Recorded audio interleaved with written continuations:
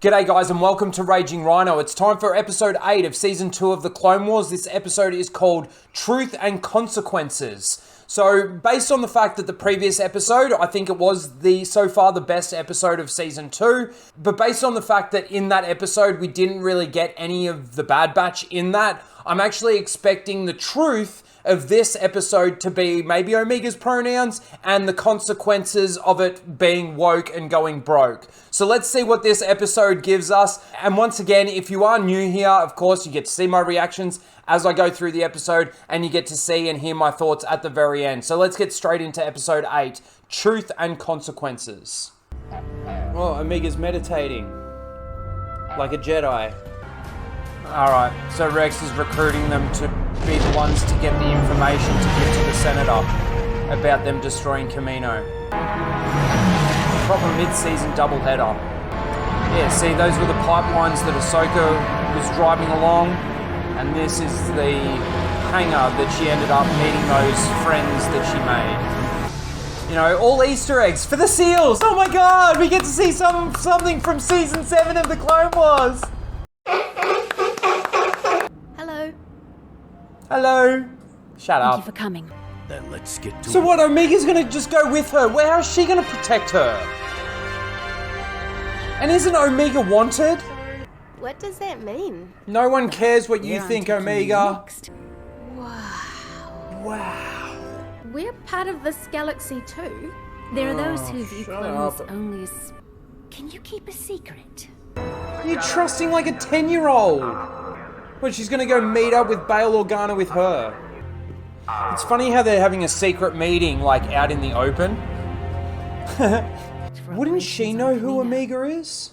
But what happens with them when they come across a Jedi? Does the chip kick in?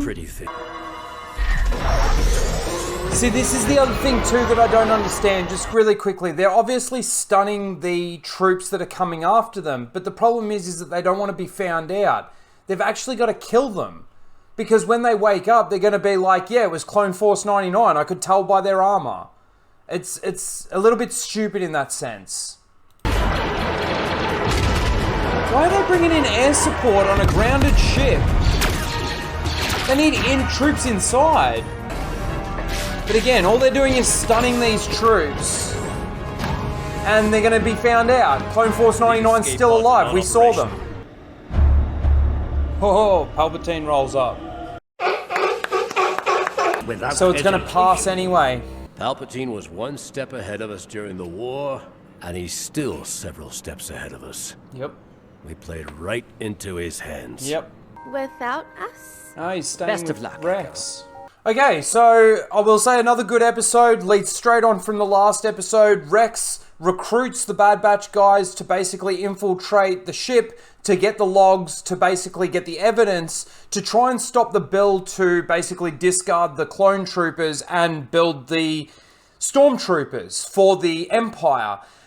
Basically, they do get the evidence in the end, but once again, Palpatine just goes to show how manipulative he can be, and based on the fact that they got that evidence and they're going to lock away or eliminate the general, the guy that ordered the attack on Kamino, it was basically Palpatine just said yes, but the clones basically followed that ridiculous order, even though it actually was an order that came down from Palpatine to do that.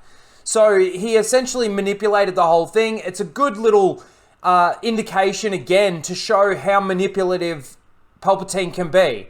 I will say that these last 2 episodes actually brought something to the table. We finally got a bit of a story. Now, being it is in Disney's canon, I don't really care too much for it, but at least they actually told a story in these last 2 episodes. And of course, this leading straight into it. This episode was very simple, because the previous episode sort of set it all up and all of that sort of thing. The truth came out, but even though they got the truth out and they did the right thing, and the senators obviously were involved, and the clones, the Bad Batch were involved, and Rex was involved, and they basically tried, they had a time limit that they had to get all of this stuff done in. They got it all done, and they thought that it was going to stop the bill, but it didn't end up stopping the bill at all. It actually reinforced Palpatine's bill to get rid of the clones and basically build his stormtrooper army.